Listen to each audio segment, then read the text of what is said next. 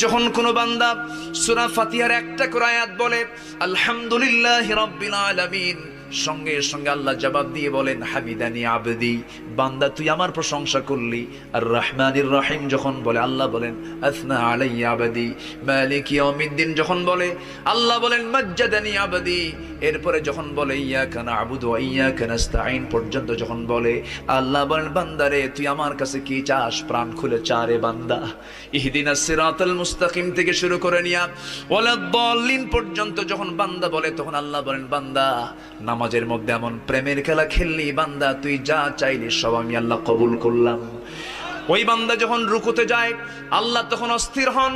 ওই বান্দা যখন সিজদায় যাওয়ার জন্য প্রস্তুতি নাই, সমস্ত ফেরেশতাকে ডাক দিয়ে বলেন ও ফেরেশতারা, এই বান্দাগুলো আমাকে দেখলো না, রাসূলকে দেখলো না, কোরআনকে দেখে হাদিসকে বিশ্বাস করে আমাকে খুশি করার জন্য তার সবচেয়ে সম্মানজনক